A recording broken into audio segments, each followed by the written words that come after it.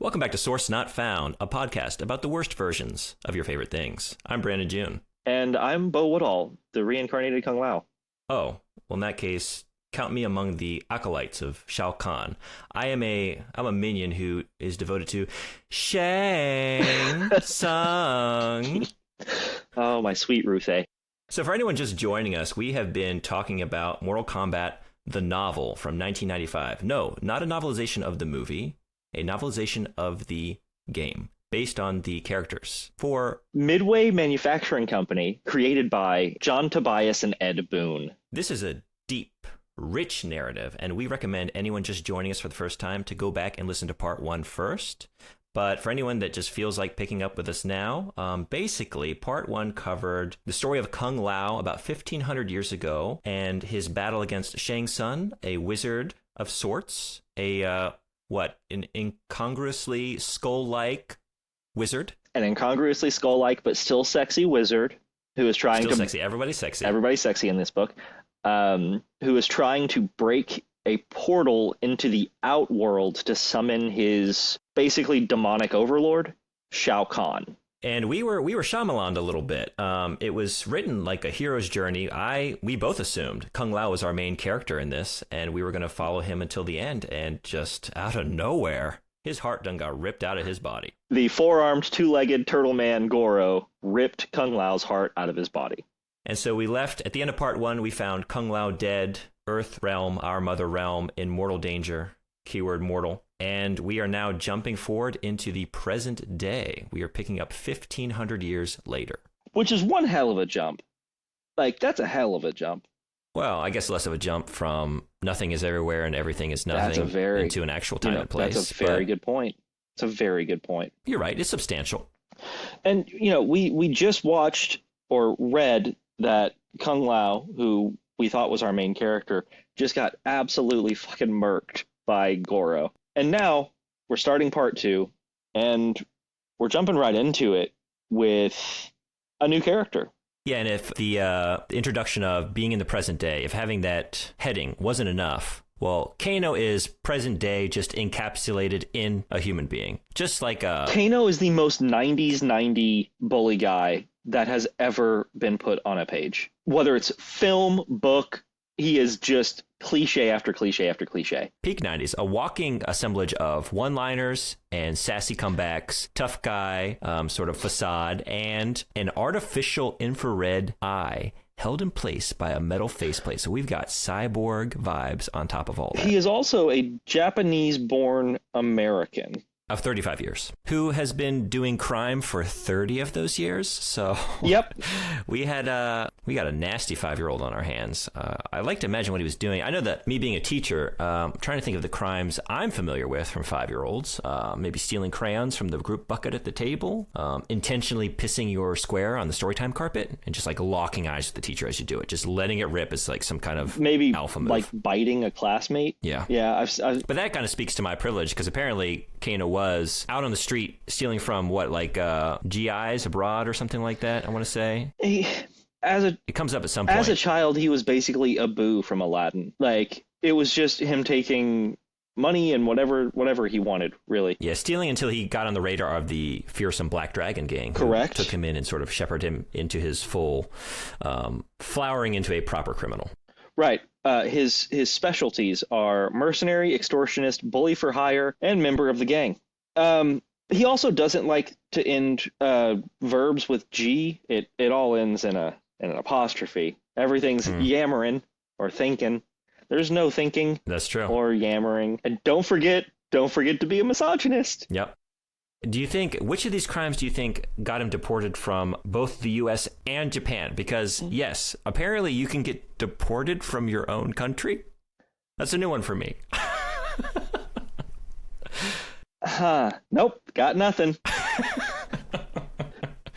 It's like, yes, on the list of things that your government can do to you, given certain actions on your part, deportation is not usually in the mix if you are a natural-born citizen. And he's a Japanese-born American. I don't know. I don't think there's any sort of carve-out for that. I'm honestly curious, like, what sort of paperwork he had. So maybe they were just like, well, He doesn't have any sort of citizenship papers at all, so it's not our responsibility anymore. Yeah, I can't imagine like the Black Dragon gang had like a, I don't know, like a drawer in the closet where they kept like his social security card and birth certificate and all His that. His last report card he ever got from kindergarten. Lots of needs improvements. Yeah, lots of needs improvements. From there, we meet Kano. Kano's on the hunt for Shang Tsung. Yes, he's seeking out the location of whatever is indicated by an ancient map that was apparently drawn by a baby who got into his dad's ink bowl and drew information dictated to him by a dead person. He also wanted to tell... Pays $2 million up front. Yeah, paid $2 million up front, and he wanted to tell Shang Tsung, nah, your story is right out of the X-Files. In case you guys were curious when this book took place. In case you think Kano's one of those one-dimensional villains or criminals that only focuses on crime, no, he has time to watch the latest sensation on primetime television. He loves Scully. Truth is out there, Kano. The truth is out there. He loves a cigarette-smoking man. That's who he's all for. But my kind of guy. So, again, we're introduced to like 3 or 4 characters real fast, but the only one that interested me is the first female character with more than a couple of lines of dialogue, and that is Gilda Stahl. I like Gilda Stahl. 1, it's a good name. It's a very, very good name. But 2, Gilda Stahl knows how to mess with these dudes. She is not, like, despite the fact that this is taking place in the 90s, where I actually wrote down at one point, like, if he fridges Gilda, I will riot. Like, absolutely no question. I mean, this obviously doesn't pass, like, the Bechdel test or anything like that, but, because I don't think... The what now? Yeah. Rovin hasn't encountered any such test or inklings of any sort of progressive ideas in his ancient, obscure Taoist texts. No. There weren't women back then. No, man just sprung from the body of the gods. That's what he read. Yeah, there's Lunar Man and Solar Man. That's the duality. Yeah. If the listener can't hear me roll my eyes, they are being rolled. So that's what this chapter is. Kano is on the hunt for whatever's on this map with the Black Dragons and Gilda. They're headed to the same mountain we know about from Raiden time that supposedly the gods are living on. And that takes us into chapter 13, where we return all these years later to Shang Tsung and Goro. And they're discussing a number of things. One I do have some questions about. But first on the list, a man named Sub-Zero, the other man they wanted for the job, that apparently killed another assassin named Scorpion. Okay, more characters. All the characters, bring them on. Jeff Rovin is not afraid to introduce new things. You know, it's like Midway Entertainment Company. They supplied me with the names, and I'm just putting these pawns in place. All while Goro snacks on live frogs and newts and snakes. Just a pretty amusing image. One thing that just, it's like a little line. It's "No," said the giant, his voice rumbling like a fortissimo bottom A on the piano. It's like every once in a while, in between just the lowest of the lowbrow, Rovin just has to just remind you, like, hey, but I am an educated man. Don't forget. I am capable of referencing proper, like, musical terminology. Yeah, there also needs to be pointed out that beyond the people's names, there's also a mention of the Lin Kuei ninjas, as well as the U.S. Special Forces and the Benevolent White Lotus Society. So we have factions. It is 40% into the book, and they are just now introducing factions.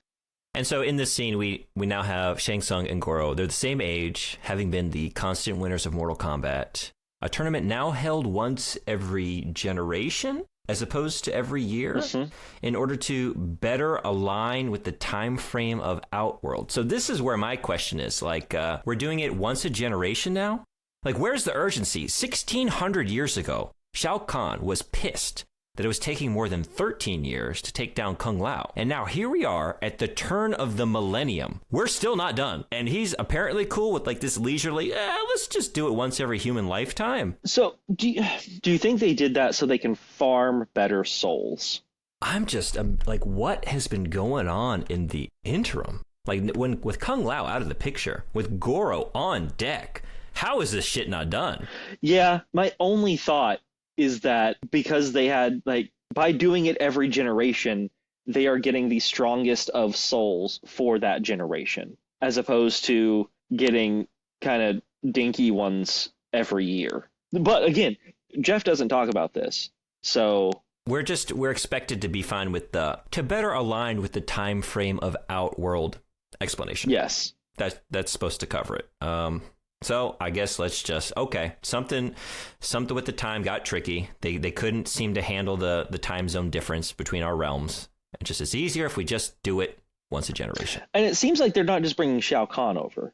They're bringing Shao Kahn, his army of demons and furies, and they're also bringing an army of Goro's people, led by someone named Kintaro, which, out of Bo not knowing anything about Mortal Kombat, I have no idea who the fuck Kintaro is. Was he... You don't need to. Was he in any of the games? So apparently, I had to check this. Kintaro was in Mortal Kombat 2, made his debut there as a sub-boss. I think I'm proving how much I sucked at that game. Didn't get it to the sub-boss. Yep.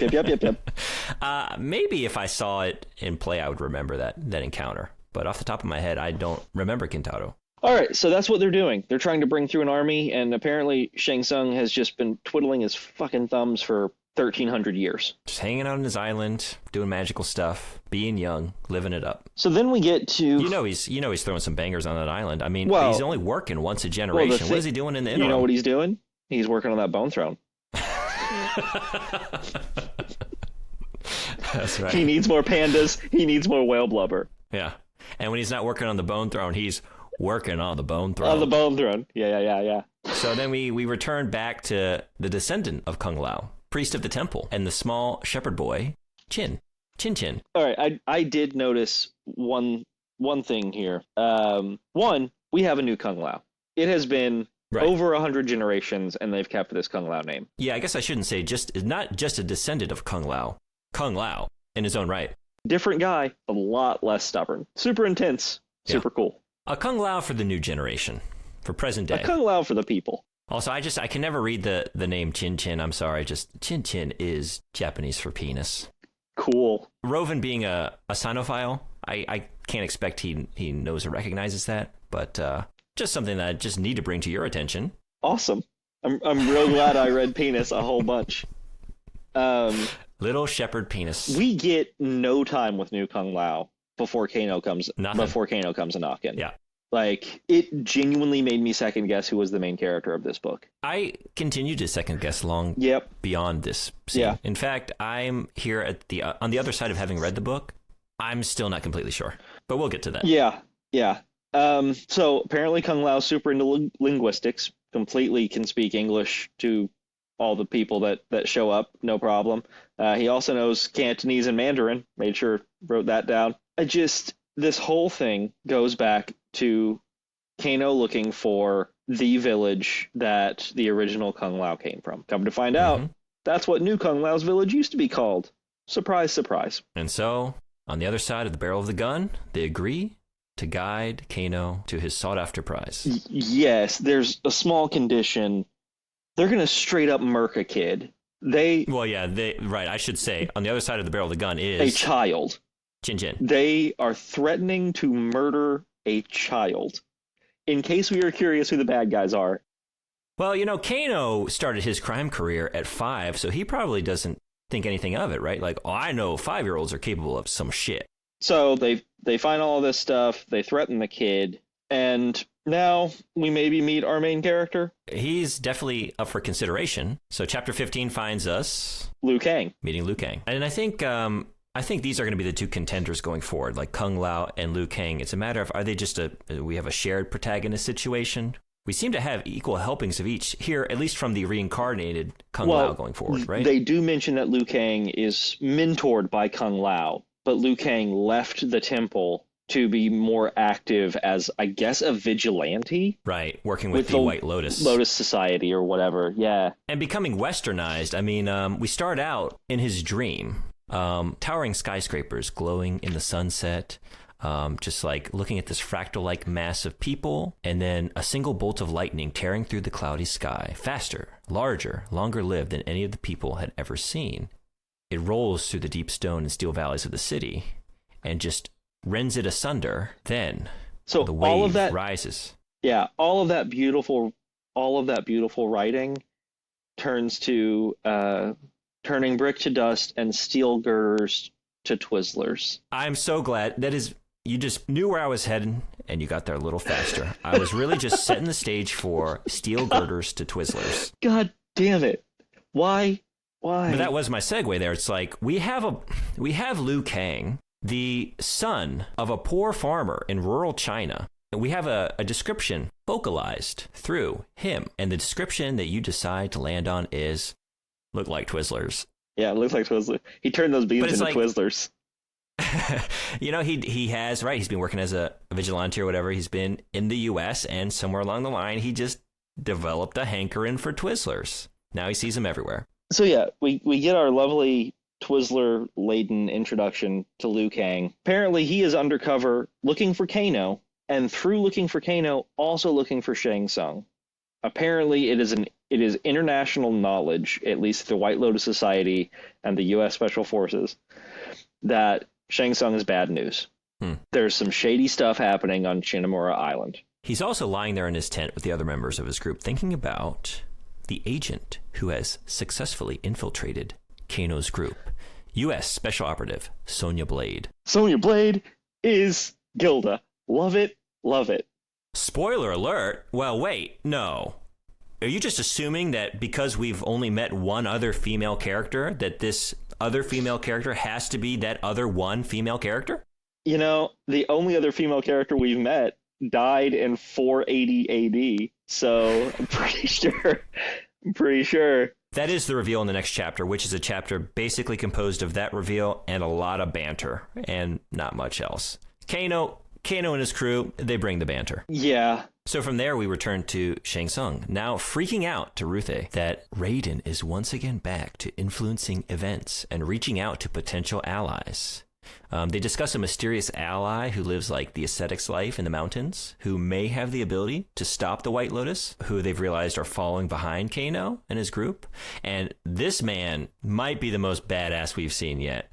Talk about, I mean, Kung Lao had like, a bit of like, what do I want to say? Irreverence for the gods. Sure. This guy gave the finger to the god Yu by disemboweling a man and dumping him in the sacred waterway. The only thing he could have done worse is kill a sacred panda and skin it. That's true. There's one thing that I do have to mention about this entire sequence, and it's right after talking about disposing of the body. Apparently Shang Tsung's in love with the pigeon. Tell me more. He loves that damn pigeon. The pigeon has a name. He calls it his precious. You who do not need the waterways, the tunnels, or the favor of the arrogant you to accomplish your mission, fly, my precious, fly. The bird's name is Hamachi, and he loves his bird.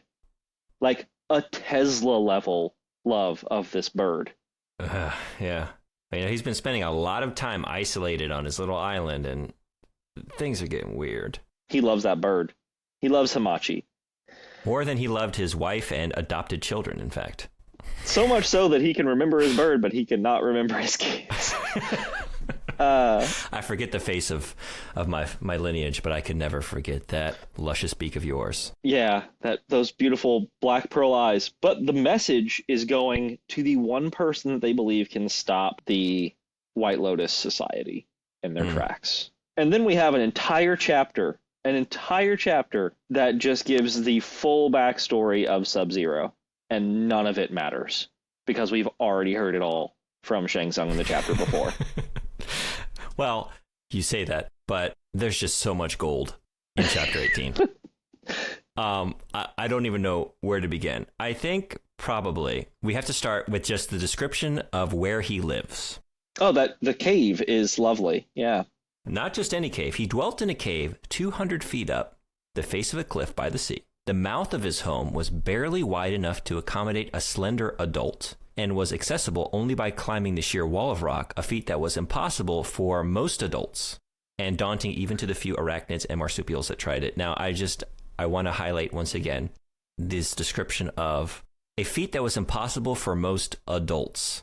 What that seems to be implying is that, because like usually if you use a specific term, right, you're implying that to be in contrast to another related type within the same sort of umbrella category, right? Sure. So we're talking about humans. So if you are not talking about adults, you're talking about children, as if like this is a task that would be suited for children, but particularly difficult for adults. That's what it's implying. But like, we're no longer just talking about the mouth of the home. Like, okay, yes, it's not very wide. It would be easier for a kid to slip in there. But now we're talking about the fact, the task of climbing the sheer wall of rock Is only done by kids. It just seems particularly difficult for adults.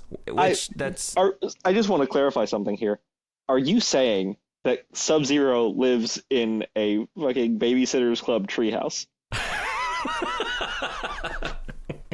Just rock. The problem with most adults and why they are not able to scale the cliff and get into Sub-Zero's private stuff and go just like searching around in it is because they don't actually believe enough.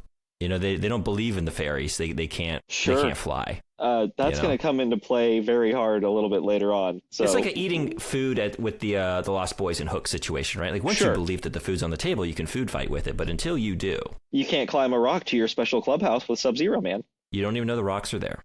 The thing is if you want to get to your clubhouse with the cold boy, you got to climb the rocks. And you got to believe you can climb the rocks so you can hang out with your icy best friend. Yep. So this icy best friend is a member of the Lin Kuei, deadly ninjutsu sect, formed in 1200, emigrated from Japan to China in 1310. They kidnap young children and basically run them through like a Spartan-like ringer to like weed out the weak, and then train the survivors to basically be little John Wicks. I mean, we're told that they improvise arms from common objects such as paper rolled to a knife point or sand packed into a sock. Now, the first one, yes. Just like Master Ninja vibes from that, rolling the paper to a knife point, capable of penetrating human flesh. The one that gets me is this fucking prison yard ass sand packed into your sock. Bars of soap in a sock made by ninjas. I think I basically saw this tactic in Full Metal Jacket. We did. A slight variation. The other thing that gets me in this just like list of basically awesome, it's basically a ninja CV, this chapter, right? Like bullet points. These are my skills. This is what I'm able to do. Can I guess? Does it involve the surface of water? Nope. It involves the fact that he knows the bird's name. Oh, okay. He knows Shang Tsung's favorite bird's name. Well, you know, when you live all alone in your magical children cave above the surface of the sea, and you don't have many friends to talk to, just a room full of scrolls, you get pretty lonely, and you bond with whatever stumbles in. Good Hamachi, return to your master with my message for a price. The bird doesn't hear you, my man. But yeah, the surface of the water thing. Oh, yes. My favorite moment is definitely the fact that we are told that Sub-Zero is able to run along the surface of the water due to the inflatable shoes that he wears. He has moon bounce shoes. He has... I would just visualize, what does this look like? We have, ninja aside, like, just given the density of water, right? Like, to hold a fully grown human who is standing upright on the surface of the water, we got to be talking about like these just like giant ass like inflatable pool rafts, right? The size that these shoes would have to be on either foot, the width of the fucking pool raft shoes that he's wearing apparently. And he'd have to be like skimming along, but he'd have to be like bow-legged, like with either leg like way out. Like he'd have to basically be doing the splits to account for the size of the shoes, the inflatable buoys on either side, right? So I'm just this master ninja emerging from his cave down to the surface of the water and then just like skimboarding his way on moon shoes to his destination. So all of this, it does need to be pointed out that he also has a breathing tube for breathing underwater, for traveling underwater if he needs it. If his shoes don't work, he's got a boatload of knives and garrote and smoke bombs and firecrackers and wrist hooks, and he can summon ice magic from his dead soul using silver plates in his armor, apparently. But he also has a breathing tube in case he needs to travel underwater. This is the thing that gets me, right? It's like, okay, given like other conditions, like a non-magically imbued world that you're trying to construct, maybe try something with like the inflatable ninja shoes. Sure. The guy can freeze water into ice. Just like freeze the surface of the goddamn water and run across. Perfect explanation. It's 1995. And badass. Iceman in the X-Men has been seen, Jeff Rovin. We have seen Spider-Man and his amazing friends, and Iceman does some cool stuff. Sub-Zero can do those same things. The whole point of this chapter is to establish him as a certified badass. Like, literally anything else. Just tell me he's such a fast ninja runner that, like, he's like one of those lizards that can run out across the river or whatever. But no, we've got him on fucking pool shoes. He's got moon boots, and they help him run across the water. Right, okay. But anyway, we got a character here. Also, like, that's pure Rovin lore. I mean, there's nothing in the games hinting at inflatable shoes, from what I recall. Now, I'm not the most knowledgeable gamer on this front, but I want to say I don't recall any fatalities involving Sub-Zero inflating his shoes and bouncing around the arena. I would love to see that. You listening? NetherRealms, are you listening? Mortal Kombat 1 is not out yet. You have time. Make it DLC. God, I hope they're bright orange, though, like water wings. I like to measure them with little duckies on the front of either one. Shit, that's good. So we've met Sub-Zero in an entire chapter. So next chapter, guess what? We get to meet Scorpion in the weirdest way ever. So Scorpion was killed by Sub-Zero, dumped into Yu's sacred waters. Young Park. He's floating in nothingness, recounting his very gory death and subsequent surprise at actually drowning to death despite having his body sliced open and his guts spilling out all over the place. To be that person, to have like your basically just your innards spilling out and like, this is how I go, but then just like to be thrown into the water and like, oh no, I'm drowning on top of that. And actually, this is how I go. Yeah, I'm having a real bad day.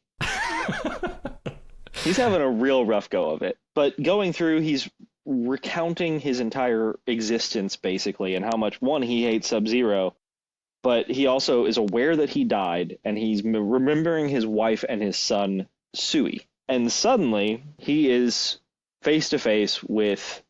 It had the muscular torso of a man, the head of a wolf, the lower body of a mountain cat, the shell of a beetle, the forelegs of a frog, the hind legs of a bear, and the tail of a scorpion. Again, what the fuck does this thing look like? This is a very Lovecraftian creation here. Like, I've seen some like chimeric stuff from Greek mythology and other things like that, you know, but that's a lot of stuff on a god, and apparently that's what Yu looks like. Yeah, this is Yu, and honestly, I mean, most of that, like, okay, that tracks. Yep, I'm like, you know, I'm panning down over this god, like, yep. Head of the wolf, okay, torso time, good. I think the one that really gets me is the shell of a beetle. Is that across his entire exterior or just, like, because if it's just where you would expect it to be, maybe like around the body of the mountain cat, around the torso. But if we've got beetle shell across this whole thing, what does a beetle shell encrusted wolf head look like? So I'm more curious about the fact that it has different upper torso and lower body, but it also has different legs on those portions of the body. So he has forelegs of a frog on a muscular torso of a man, and he has the hind legs of a bear on the lower body of a mountain cat. Again, this is the god of waterways, so mountain cat makes perfect sense. I don't understand. Like, I get it if this is like a classical depiction of the deity Yu. I'm assuming that the deity Yu exists because Jeff Rovin has his favorite translation that probably covers this deity. But I assume, based on Mr. Rovin, that this is how Yu is depicted. I need a glossy-ass JPEG of Yu. I want to see it, and then I also equally never want to see it. Yeah, absolutely. I mean, I read it the way I read a lot of Lovecraft stories, which is just, okay, I get like a sense of this monstrous sort of unknowable entity, and it's not so much about the individual components, it's about the fact that this can't be understood. I can't even imagine what this looks like, which is kind of the point, right? It's just beyond comprehension. Yeah. Because if you really think about it, like this back-heavy, bare-legged with front frog legs, like I hope Yu is just posted up looking menacing or at least like imposing and just not moving around, because as soon as this thing starts to walk, it's going to look everything's going to fall apart. Yeah, everything falls apart. There is no grace to this creature. You know, obviously, I don't mean any disrespect to you. Followers of Yu, please forgive our transgressions. Yeah, please. I'm sorry. It could be worse. It's not like we disemboweled someone and threw him into the waterway. True. Very true. So Yu goes up to Yang, who is You, former. me? I didn't go to Young. Yeah. We got a who's on first kind of Yu's situation on first? here, right? Damn it, you beat me to it, bastard. It's like the Twizzlers all over again. That's it. So Yang, formerly Scorpion, now dead guy, is told that his soul and abilities and knowledge are going to be shunned into his son's body so that he can get revenge. Yang does not want this. Very strongly does not want this. His son is an artist. His son is sensitive. He wants nothing to do with getting his son involved in this. But the god of the waterways is like, but your shit is in my water, and somebody else put it there, so you're going to kill him for me. And does not take no for an answer. In the midst of these shenanigans, we got, once again, a return to Kano briefly. Mostly just more bantering until Raiden appears and stops them all with a flash of lightning, demanding that they stop. Then Shang Tsung and Goro also appear and issue their own threats, and that's about where we leave things off before returning back to Yong. This is very important to me, actually, the ending of this chapter, because it begins what I would like to call the first orgy of this novel. Not orgy in the sex Royal way. Rumble. It is everyone arriving at the same fucking place at the same time. And there is no reason for it. Dragon Ball Z energy. Like, we know that Shang Tsung's not in a rush. Why are you making portals all of a sudden, my man? But yes, then we get Scorpion made. Right. Basically. Yong appears to his son, explains the task, what Yu has endowed him with, and they merge. More Dragon Ball Z energy. And Sui is suddenly magically clothed in a black bodysuit, golden gloves, a dark cowl, and a golden mask. And I just gotta ask, you're just living your life. You're a young fella, just going about it, and suddenly your dead dad comes knocking at the door to your soul and says, hey, I'm gonna need to crash here for a little while. I mean, are you letting dad in? I would love That's to. a big ask. Yeah, I would love to say that I would, but there's a good chance that I would say, hey, my dude, I just got Resident Evil 4 remake, and I have stuff to do. I am sorry. We got some ground rules. Whenever there's a necktie hanging on the doorknob to my soul, like you gotta leave. Yeah, when the souls are rocking, don't come a knocking. And like, get your jollies someplace else, all right? But yes, they meld or merge.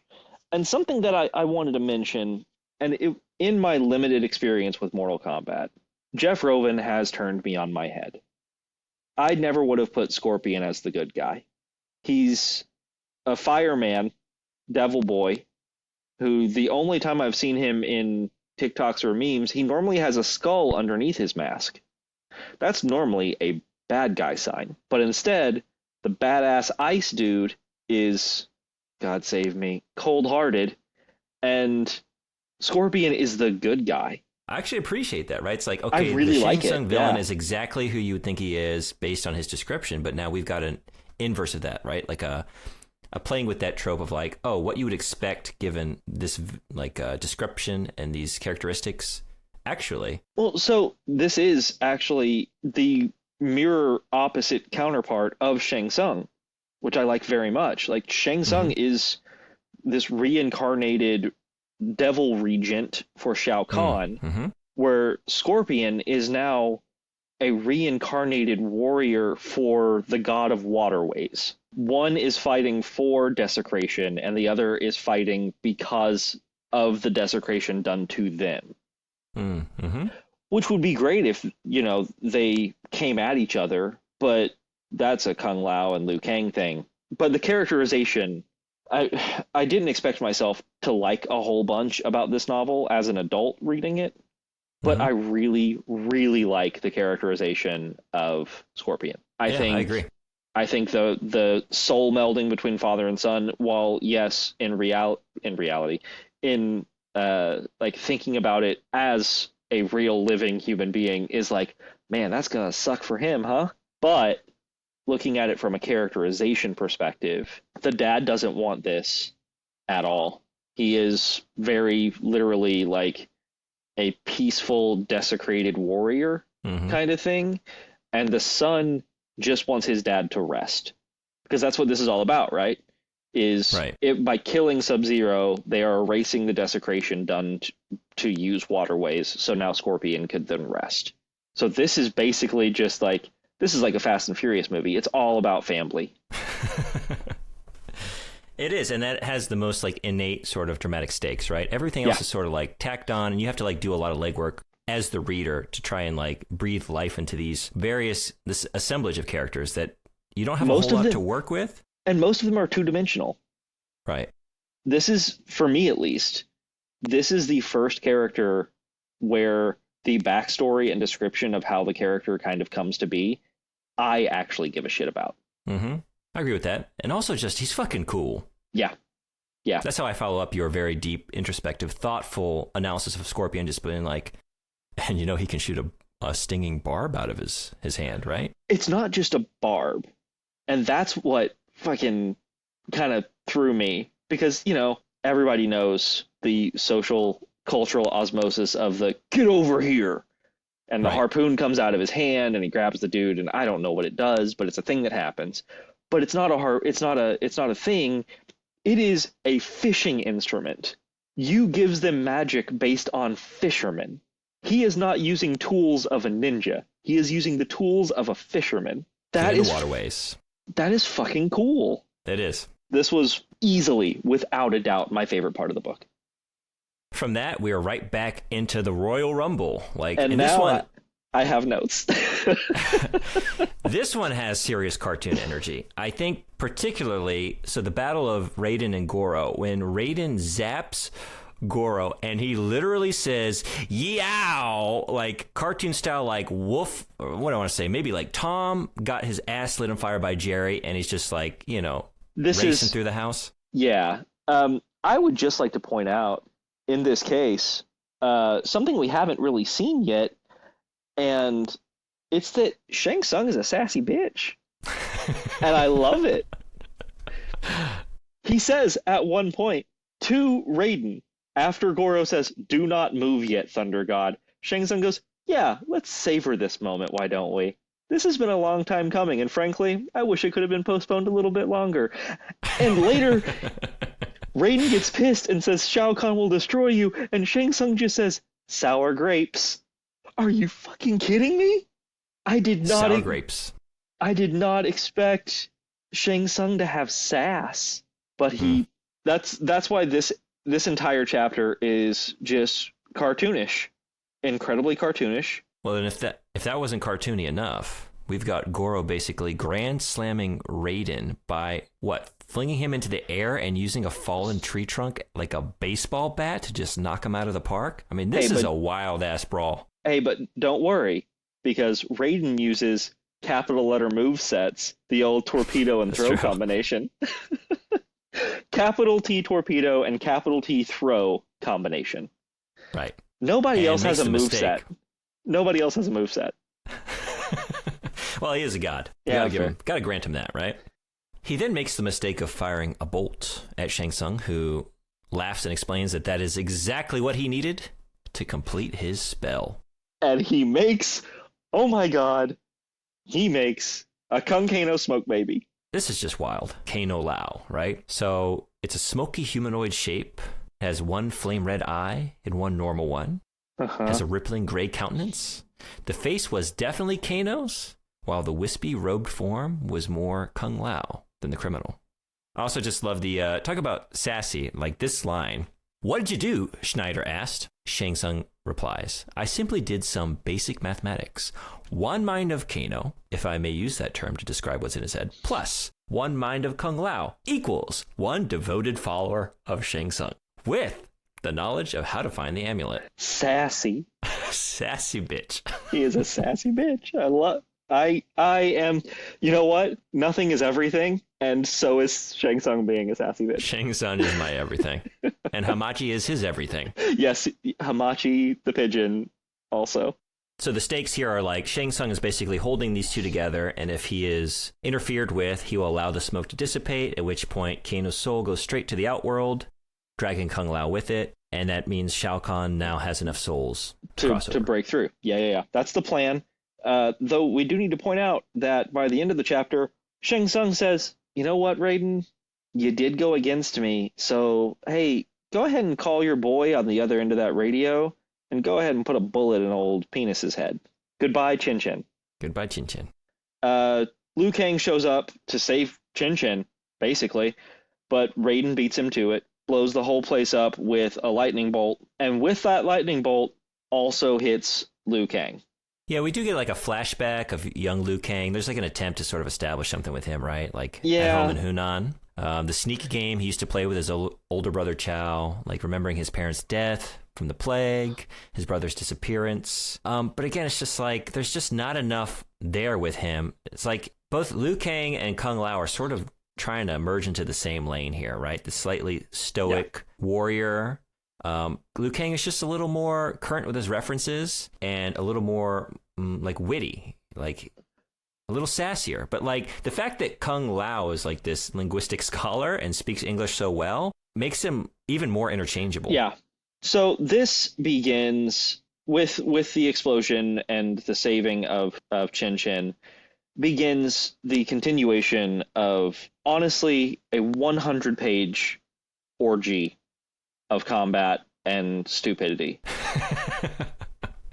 All of a sudden, Sub-Zero shows up. Yeah, Liu sees some comrades with slit necks and wire lying outside, killed by the ninja.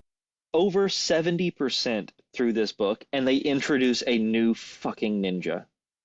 They introduce Reptile, who is the personal bodyguard of Shao Kahn, who spits acid and is apparently smarter than Goro. Well, low bar. So we have a whole thing. Raiden, Goro, Reptile. And right when Goro and Reptile have Raiden on the ropes, Liu Kang shows up.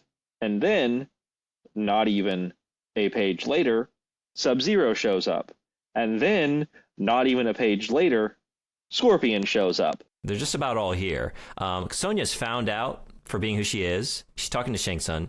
She explains why she's chasing Kano. Now, this is an important part of her personality, right? Because she had a fiance. She had a fiance, right? We can't just have the only female character be an independent woman, right? No, we have to tie her motivation to dead husband. Yeah, the martial arts master who 3 years ago, when he refused to work for the Black Dragon Society, was killed by Kano. And I just love that Sonya says, when Cliff refused to use his skills to fight for the Black Dragon Society, Kano shot him with 6 slugs from a .45, to which Shang Tsung replies, "That's Kano." That's so Kano. I have a lot of problems with the characterization of Sonya Blade in this book. Because, one, the name Sonya Blade makes her sound badass.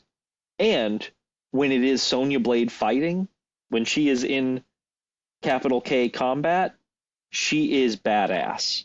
She infiltrated the Black Dragons by herself. She is a U.S. Special Forces agent, and she's good at her job, apparently. Better than anyone else at her job, apparently.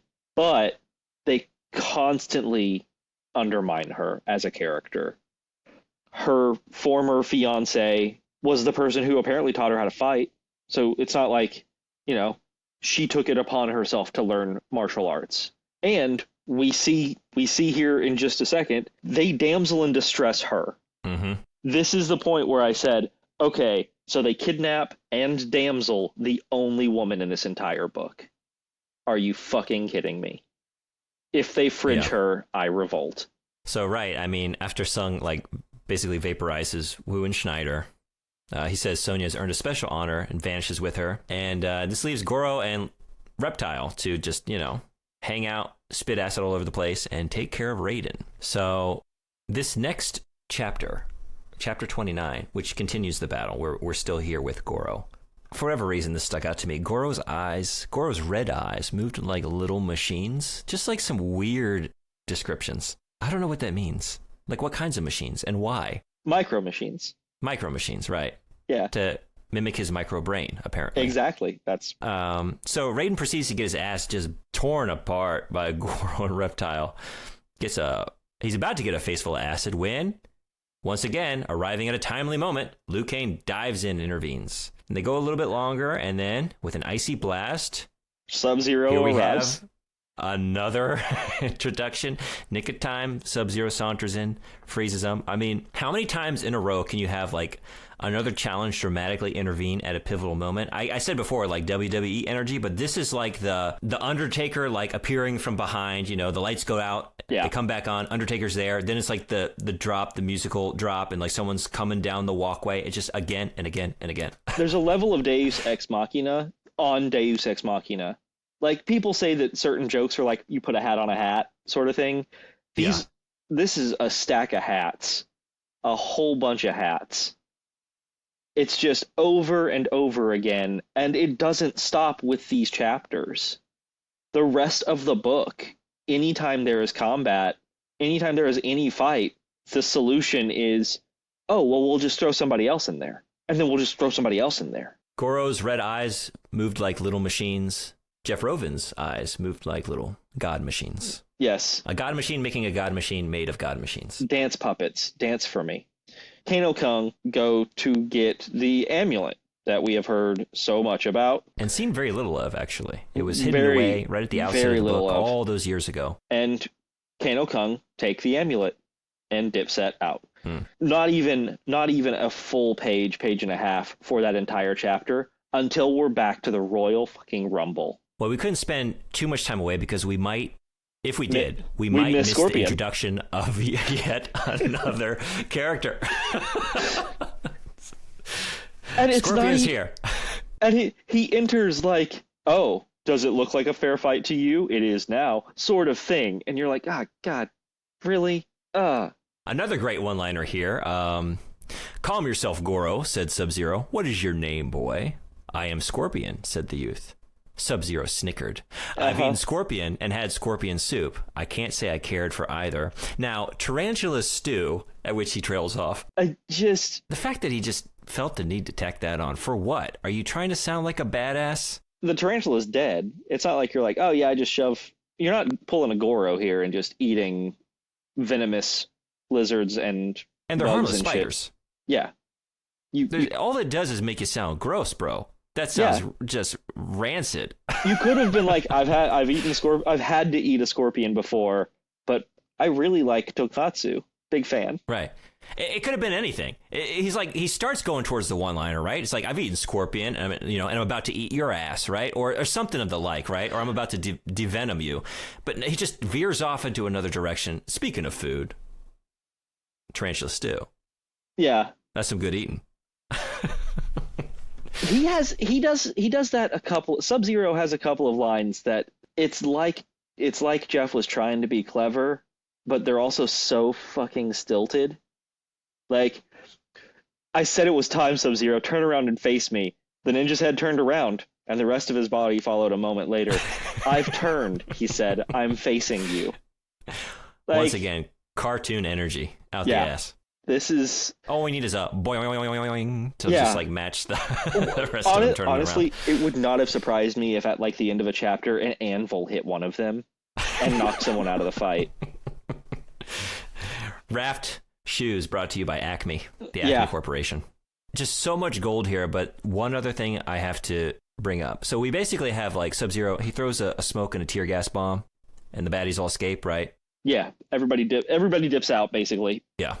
Luke consoles and advises Scorpion, at which point he says, my father had honor. That was why he left a Lin Kuei. That's why they killed him, Liu Kang saying, I'm sorry, friend, I know how you feel. Goro and Reptile may be big and strong, but they're not stupid. They ran off with Sub-Zero. 3 against 2 aren't odds they favor.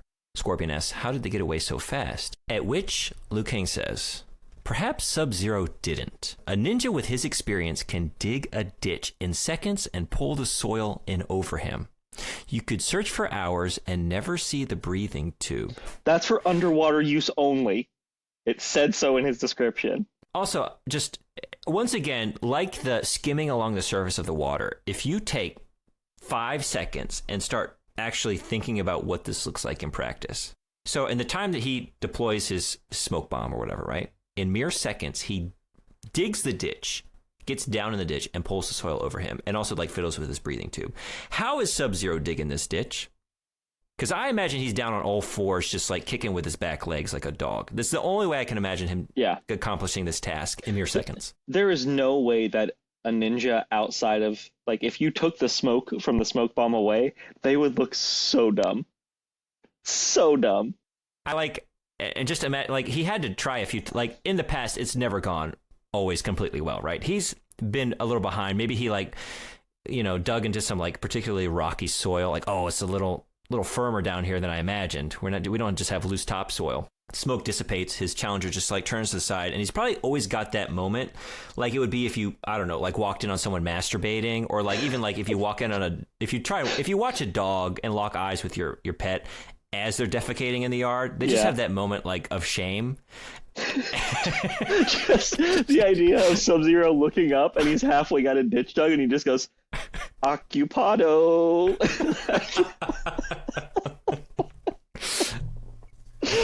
Oh. Yep. This seat's taken. God. But also, everything that Liu Kang said is not correct.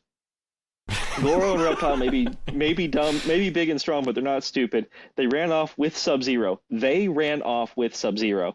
3 against 2 aren't odds they favor. It's 3 against 3, Lou. It's 3 against 3. Right. Who are you not accounting for? And it sounds like he's not accounting for one of them. That's what I'm saying. And he said all short. He said all 3 of their names. And actually, it's more like 3 against 4 because Dad's in there. Yeah, we got dad energy hanging out. I got my dad here. I'm gonna tell my dad. Sub-Zero, come back. I'm telling my dad. Yeah. Oh. Well, math is not his strong suit. He's busy thinking about Twizzlers. He's got to have a hankering now. He's been working hard all night, running from fires. He's no Shang Tsung, you know? Shang Tsung does 1 Kano head plus 1 Kung Lao head equals 1 loyal servant of Shang Tsung that knows the location of the amulet in the temple. So, I mean, that's good math. This is a man who's kept up on his studies in the intervening centuries. Uh-huh. Uh-huh. All right, now, speaking of great lines, chapter 32. How to even set this up? Yeah. We're back to Kano, who's approaching the fog surrounding Shimura Island on the dragon-powered boat. And he's on the boat, headed towards Shimura Island. However, he actually says, there have been many times in his life where he felt like he was in a fog, but a few hours ago, he was. And then it goes back to when he got the amulet. They're going through, and because he got the amulet, Shang Tsung's spell kind of ended, and him and Kung Lao split and were themselves again. So Shang Tsung's spell didn't work, right? He got the amulet, yes, but he did not get the soul that he needed to open the portal for Shao Kahn. Right. But Kung Lao tries to take the amulet, and so Kano kicks him in the ribs and dips out to head back to Shimura Island. And this is the point where Kano starts to suspect that Shang Tsung's powers aren't as strong as they should be, right? The fact that he is transported onto the boat as opposed to the island, like Shang Tsung just couldn't manage to bring him all the way, right? Yeah. So he's sitting on this boat, he's looking out on this landscape, at which point he starts to reminisce about the time he was a kid and stuck a wet goldfish into an electric outlet to try to cook it. So I think we finally figured out the crimes that Kano was committing. He killed the class goldfish. Yeah, the juice went right through the struggling fish and into his hand. And that's the kind of stuff that gets you deported from your home country, let me tell you what. I mean, if you kill a goldfish, they'll kick you right out. We go from this boat scene back to what you were just talking about, him getting the amulet away, kicking Kung Lao in the ribs. Now, this is the point I wanted to highlight. As he kicks Kung Lao in the ribs, he says, "Nice try, but between the two of us, you're the Lao man on the totem." The Lao man on the totem. Now, low man on the totem is a phrase I know. Lao is not the same word as low. So I would like to point out, he could have said totem pole. It's normally low man on the totem pole. That's true. Totem is a little different, right? We're talking about the pole itself, not totems in general. Yeah, a totem is a singular head. A pole of totems have multiple totems stacked on a pole. But, Kano isn't one for ending his sentences. He drops G's whenever possible. Yeah. And, pole is just another G. Yeah. Now, I couldn't help but look at this and feel like, what a missed opportunity. The fact that we're leaning so hard into just straight punning here. So I couldn't help but just think of some alternatives just off the top of my head. Oh, do you want to play a game? We could punt off a little bit here. I will play that game with you. Okay. Trying to split with the goods, I can't allow that. Ooh, that's pretty good. My first one is, are you trying to take the amulet and run? What are you, a Kung Lao chicken? Oh. All right. Enjoy your nap. Can I fetch you a fresh pillow? That's real good. When he kicks him in the ribs and he curls over, curls over his own stomach, it's just, why don't you take a Kung Bao? Still less of a stretch than Lao Man on the totem. I think I can muster one more out of this before my soul just leaves my body. If you know what's good for you, you'll stay there. Otherwise, I'll have to put you in a shallow grave. That one hurt. Oh. This one's also a little bit of a stretch, but they all are. He grabs the amulet back from him, starts walking away, and he goes, "With great Lauer comes great Kung-sponsibility." Oh my god. Folks, we have a winner. I also have anything involving Donkey Kong or King Kong. Both of those work. I am the great Kung Holio Lao. Kung Holao. That one was a work. Also, I really wanted to call him an Unkung hero. All good choices, all good options, all better options. A lot of those. Just last thing about this whole pun off. One, that was, God, some of those were so good I cried a little bit. But as sexy as everybody in this book is, I wish they would just go ahead and say it. Like, get rid of all the cruft and just say that he is Kung like a horse.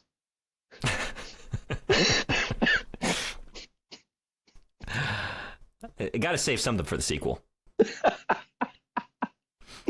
Oh, man. A lot of the references you just made, though, would be apt for Kano. The one that gets me right after this line, let's see, where do we have it? And then Kano had headed down the mountain, though he hadn't gone far when a flash of red smashed into him from he had no idea where, giving him a serious headache and causing every hair on his body to stand up and do the dance of sugar plum fairies. Again, it's dance of the sugar plum fairies, and that's a Jeff Rovin accident. This is focalized through Kano. This is Kano's internal monologue of sorts. And he makes a sugar plum fairies reference. Kano has a fancy lad side. He hides it well. So anyway, we kind of jumped forward, circled back around to fill in all these beautiful one-liner gaps that we missed. And but we're here on the boat, heading towards the island. We go on to chapter 33. We got another reconvening of the good guys at the temple where they find Lao. They find Kung Lao. Raiden and Scorpion teleport to Shang, but Liu and Lao cannot. Lao says he has another method. He prays and unleashes something as the walls begin to quake. Yes, and I actually don't have much to say about this chapter. There's not a lot to it, other than the fact that at one point Scorpion actually says, "I am son and I am father," and I was waiting for Kung Lao to just be like, "I was a Holy Ghost." And that's something. Apparently, Dad Magic, right? The only two that can teleport: Raiden, Thunder God, and Dad Magic. Yeah. No one else can manage that trip. So we go from there into maybe one of just the most egregious examples of just fumbling the bag. Just establishing Sonya as a character, but now we've got her literally being carried through the palace by stinky hands. She sees her old compatriots, Wu and Schneider.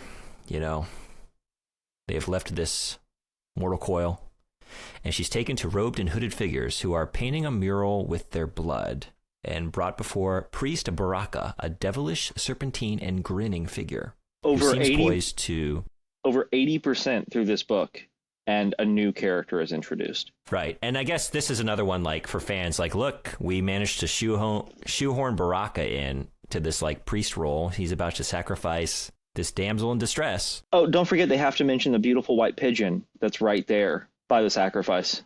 Can't get enough of those sexy, sexy birds. Hamachi is here, ready to watch Sonya get sacrificed. There's actually a line in here I do really like. It's we've got Sonya lying there. She's looking at the sleeves of the robe being slid back from the thick muscled arms. The creature's amber flesh, like that of her white-robed captors. The long, thin steel blades that seem to grow from the back of his forearms. This like really frightening image, right? The figure crosses the blades, which touch with a delicate ping. And then he looks at Sonya and, "Bring him forth," he said in a gurgling voice that sounded like it came from a Walkman that she'd once dropped in a pool. And I actually really like this reference, this description, right? Like even in the midst of this like very traumatic event, like it's just something to make this connection to like, it's almost like circling back through like life flashing before your eyes, like just conjuring some just mundane detail out of the depths of the subconscious and bringing it forth in this moment. I like it. I like that line. It works. It works well. What doesn't work well is the reason they're sacrificing Sonya Blade. Right. In case anyone's curious, the reason, Baraka explains, so few people get to see their own hearts before they die, but my blades work quickly. My own heart, she thought, what happened to the bird? Baraka raised his arm so the sword pointed straight up. "O noble Hamachi," he burbled as the cage was raised higher. "Great and devoted messenger to our master, we make this sacrifice that your likeness may be drawn on the walls of this shrine. In your name, noble bird, do we draw blood." They are killing a woman to draw a bird because they love this bird so much. Hamachi's thirst must be sated. Yeah, sure. Because Shang Tsung be thirsty for that bird. So yeah, that's a thing. Baraka is about to murder Sonya Blade and the chapter ends. Then we go and Kano brings the amulet to Shang Tsung. The one thing that we hoped would not happen at the beginning of the book has happened. And, Kano doesn't want to give it up. No. Shang Tsung's weak and old, and Kano's like, well, why don't you just teach me how to use this thing, huh? Yeah. Tries to betray Shang Tsung, but wouldn't you know it, we have a just-in-time arrival. Yes, we do. Two of them, Goro and Reptile, arrive just in time to knock Kano out and get Shang Tsung the amulet. And after Kano's knocked out and we have that stuff, then we have other arrivals. And then we go back to Sonya, right before the other arrivals actually show up on stage. They got me on the edge of my seat. Who could it possibly be? Which of the 400 characters? There's so, you know what? It's going to be Shang Tsung's wife, Chen. She's back. She never left. Then we go back to Sonya Blade, and it goes over all of her training. And one of my favorite lines of the entire novel is, none of those geniuses back at the Special Forces Academy had ever told her what to do if she were about to be sacrificed to a pigeon.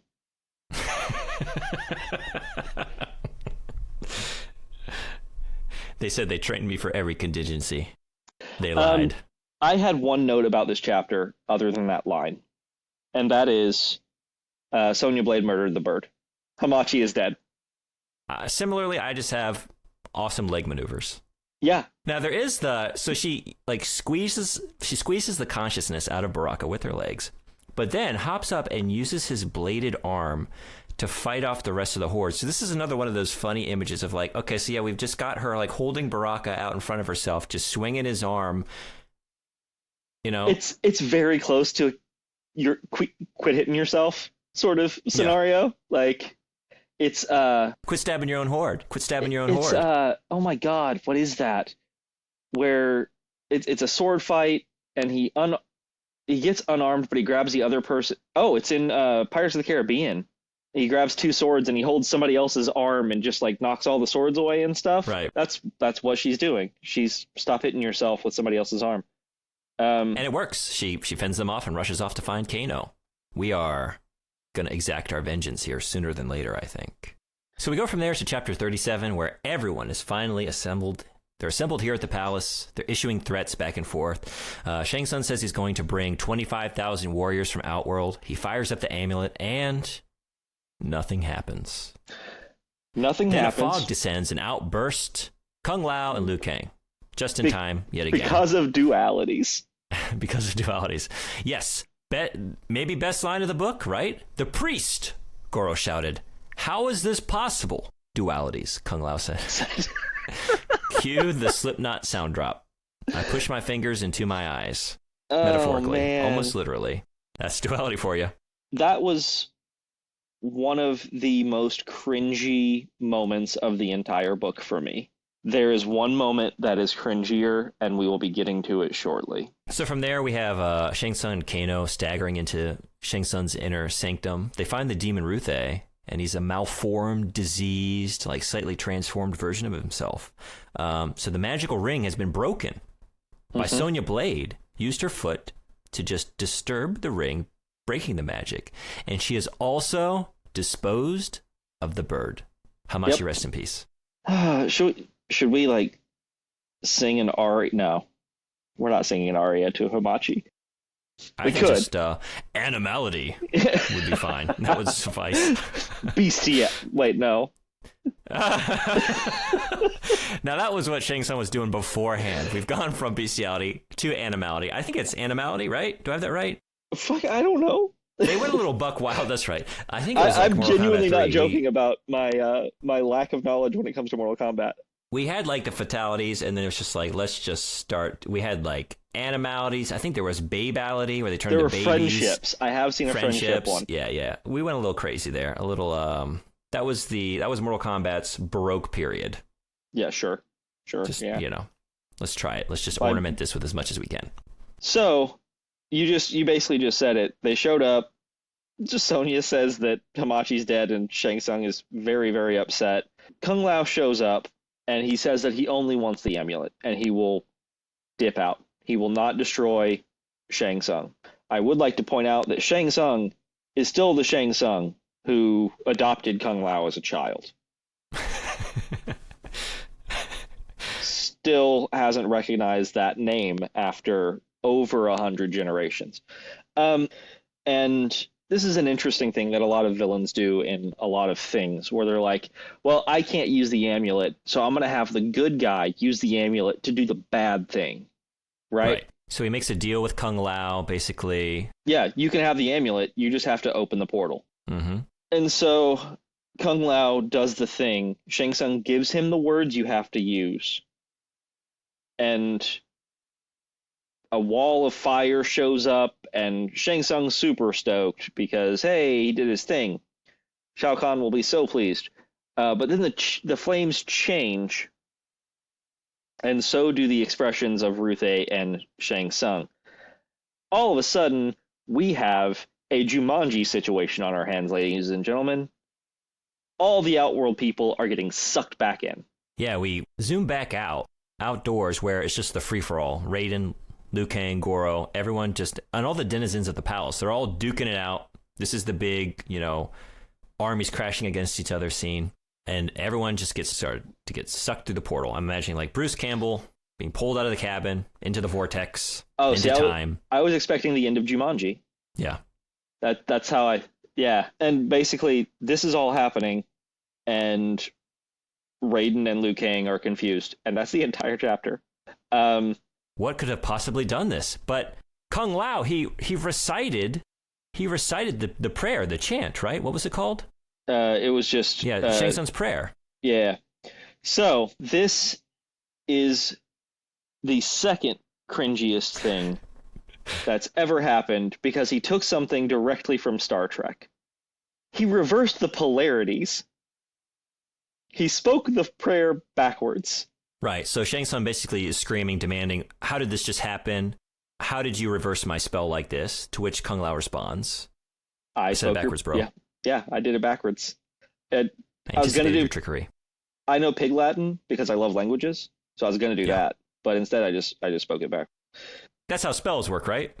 Yeah. You say them backwards, they reverse the effect. Pig Latin, you get the same result, but just everybody is just moderately more annoyed by the time you finish. A little different there. But we're not out of the woods yet, because if Liu Kang goes through the portal with Goro, the portal will still open big enough for Shao Kahn. Right, because they're all getting sucked into the room, and Goro is hanging on to Liu Kang, holding onto his leg, I think, pulling him in. Great line here. As the giant was drawn into the shrine, Raiden and Scorpion both materialized in the room facing Goro, their loins girded. I noted that as well. Cool. Important thing, important note to make. We've got our loins girded. We're not going to be tripping on our robes. Yeah, we got them properly. We are girded. Our crotches are great. Yep. Shang Tsung offers up his soul to Shao Kahn, and Kung Lao's like, "No, it's done. I took my fingers off the amulet, so it's done now." Yeah, and just like that, the portal closes. And Kano dips out. Looks like Team Kano is blasting off again. Yeah. Next episode, he's gonna have a Meowth. Sonya Blade chases after him, but whatever. Doesn't really chase after him for long. She returns pretty quickly and just like, yeah, he's gone. Liu Kang wrenches free. He wants to finish the baddies right here and now, right? But yeah, Raiden he's ready to go. Yeah.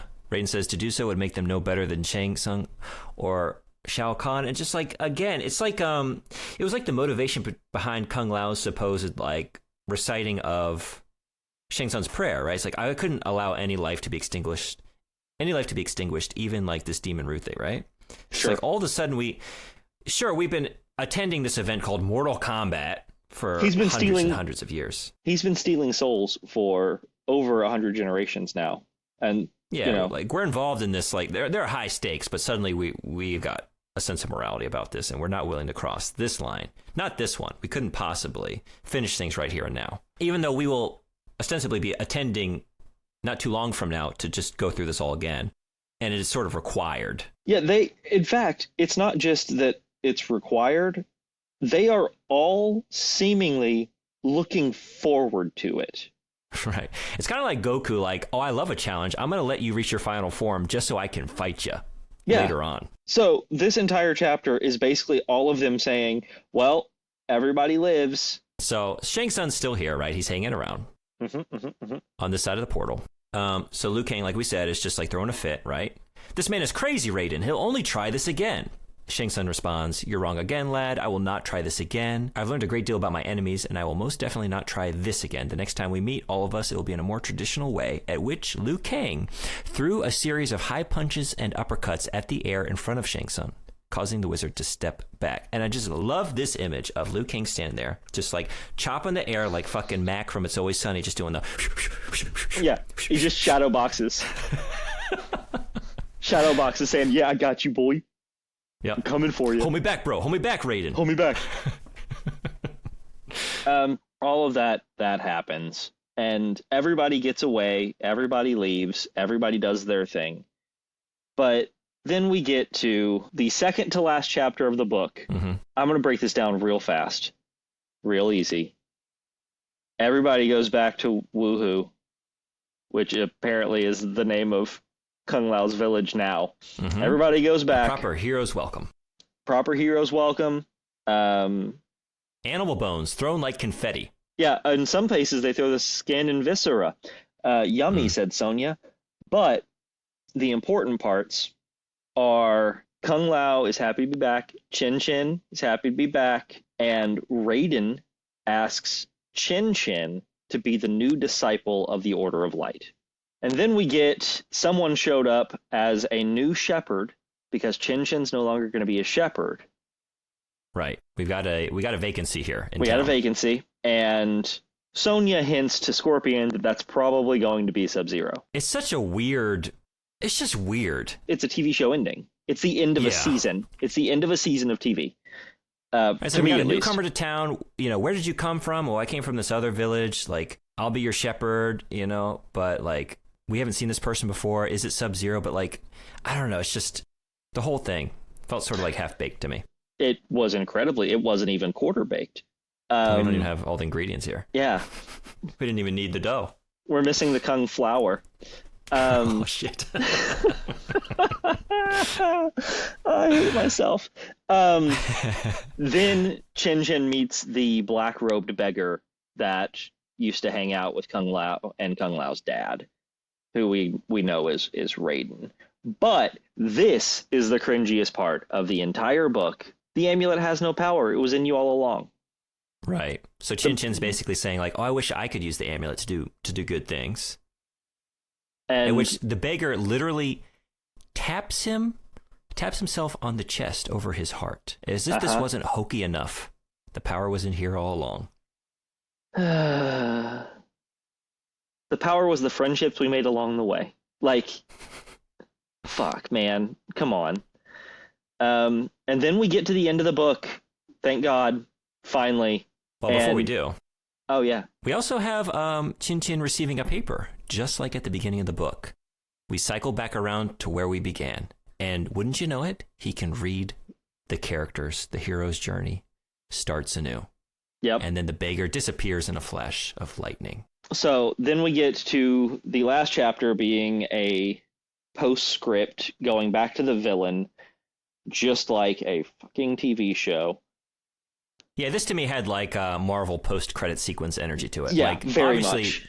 That last line of that previous page, right? Just like, it was in here all along, flash of lightning, it was Raiden, he's back, we were back at the beginning. That would have been perfect.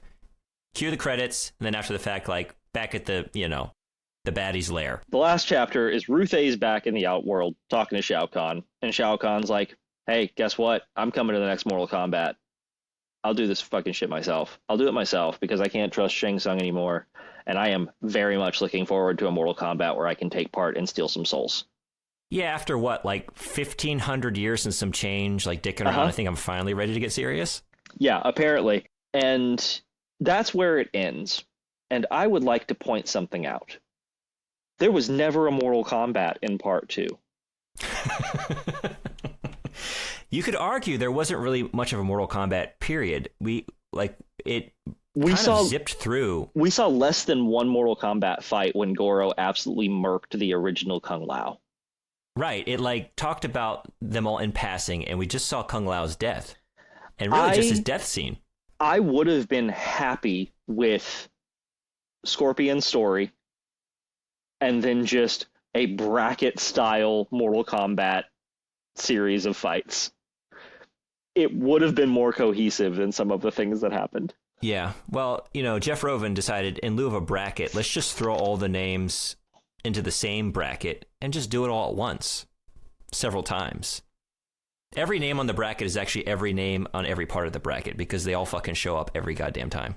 Like, I cannot fathom how this is called Mortal Kombat when there was no Mortal Kombat. There were barely any mortals, and there was barely any combat. Well, funny you should say that. If you think that's a weird anomaly, there's a movie that was recently made called Mortal Kombat that also fails to have a Mortal Kombat tournament. It's a movie called Mortal Kombat. I saw that there's one in the 90s, which takes place after this book. I feel like I need to watch it. I feel like that's our next step. I need to know how well these characters are represented on the big screen.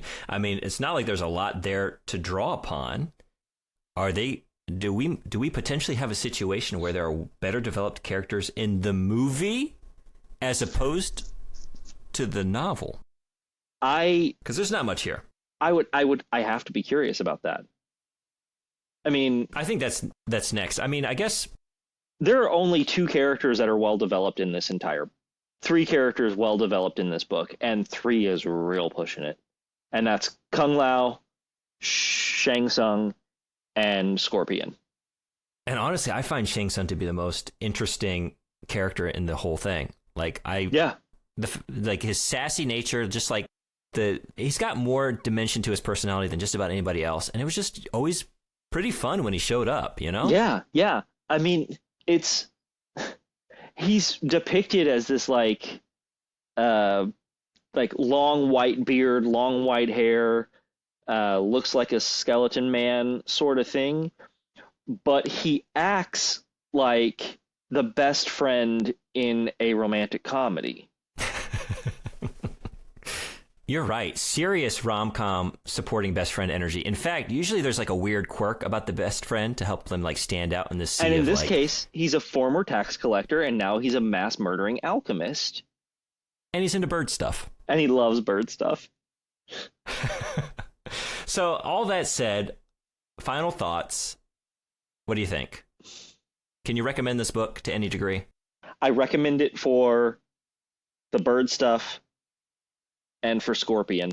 Scorpion stuff by itself, I think, is absolutely brilliant.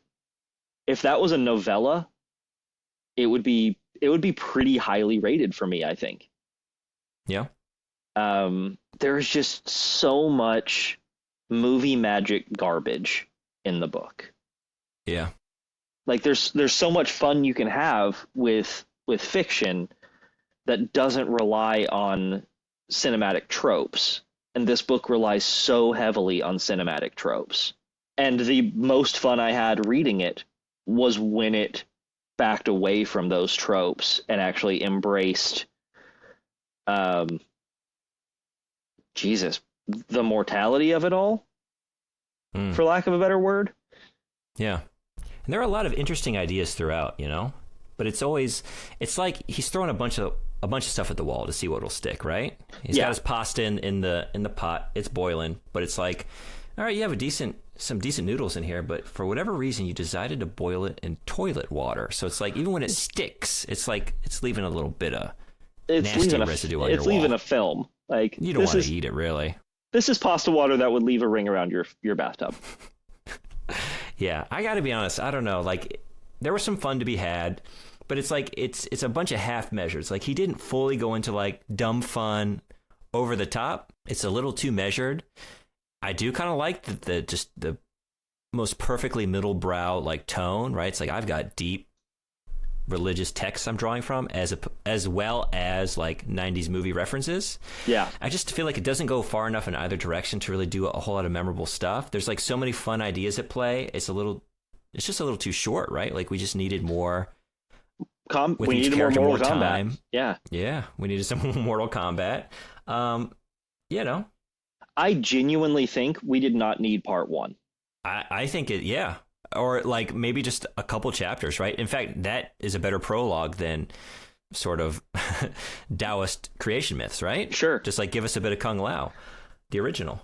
I think probably, I'm trying to imagine myself, you know, at 9 years old, stumbling upon this book somewhere, reading it. I think I would have had a really good time. I probably would have been really into it. And if I had been a fan of the source material at the time I read it, it probably would have checked all the boxes. The only box it wouldn't have checked is there was no real dragon. Well, again, gotta have something left for the sequel. Yeah, yeah. But what do we know? How could we possibly judge the work of a man as prolific as Jeff Rovin? Because I have just pulled up his information here. Oh, God. I want to say we're looking at 16 or so standalone novels, 17, one co-written with William Shatner from 2016 called Zero G. He's done 7 different novelizations or tie-ins, including Reanimator in 1987, Cliffhanger in 1993, Broken Arrow in 1996, and The Game in 97, as well as Mortal Kombat in 95. Sure, also Return of the Wolfman in 1998, based on the universal monster of the same name. Then we've got 21, yes, I'm looking at this right, 21 different books in Tom Clancy's Op Center series. Really? Yes. I read a few of those in like middle school. He wrote 2 works in the Unit Omega series under the pen name Jim Grand. 3 books co-written with actress Gillian Anderson. Then we've got, my goodness, Jim Grand. Yikes. Just a huge list of nonfiction works here, starting in 1975. A lot of it delving into just the minutia of like nerd culture, right? We've got like from Jules Verne to Star Trek. We've got the Science Fiction Collector's Catalog, Holy shit. Encyclopedia of Superheroes and Supervillains, Encyclopedia of Monsters, Simpsons Fever, just all over the place. Babylon. This is very biographies. This is very important to go along with this. He's still writing. Yeah. His most recent Tom Clancy Op Center book came out in May of this year. I have to be honest, I feel a little foolish now. I mean, this whole time we've been joking, poking fun at this book, and I'm just like, Jeff Rovin, old Jeff, referring to him on like this friendly conversational basis, like, I'm sorry, Sir Rovin, master of nerd novels and nerd nonfiction. Holy Prolific. crap. artist. And you just have to imagine, like, I don't know. Thinking about that, like, I'm curious. I want to check out more for sure. Also, the fact that, like, so 20 years into his career, he felt like taking on the Mortal Kombat series. Like, is that just like an interesting challenge for him to tackle? He was like, barely. Let me see what I can. He was barely 40 when he wrote the. Like, he was 40, early 40s when he did the Mortal Kombat book. Right. So it's like he's dealt with much richer source material in the past, right? So he's like, maybe this is just like an interesting challenge in the midpoint of my career. Like, see what I can. How much juice can I get out of this orange here? What can I do? What the? He did write a biography of the essential Jackie Chan. Cool. Is that someone named after the temple of the same name? I can only imagine. Anyway, he's also apparently a pretty prolific gamer because he's got How to Win It Nintendo, 3 different books on that. How to Win It, Super Mario, Sega Genesis, like in the heyday, that golden console generation, right? A couple of them, I guess. Basically, late 80s through mid 90s, he was writing all kinds of strategies on gaming. Man, that's absolutely insane. Well, Jeff Rovin, we poked our fun. We had our fun with your work. I salute you, sir. Salutes from Source Not Found. Yeah. From here on to you, for what they're worth. So with that, we'll close it up. So you can find us currently via Gmail at sourcenotfoundpod@gmail.com. And you can find us on Patreon at sourcenotfoundpod. Send us emails, send us whatever, join our Patreon, talk to us. We have a Discord set up. Give us ideas of things you'd like us to talk about if you like hearing us talk, which I hope you do. Questions, comments, concerns, puns based on Kung Lao's name. We'll take them all. In the meantime, you can also hang out with me on Twitch. I stream on Twitch under the name Lejeunebug, LEJEUNEBUG. Come by and we'll talk some video games. Maybe even a little bit of Mortal Kombat. Ooh. You know what? I'll join you on that if that is a thing that we do. Maybe that'll be a stretch goal or something. Until next time, when we come back with an exploration of the next Mortal Kombat experience, the 1995 film of the same name as the book. Until then, Mortals out. Test your might.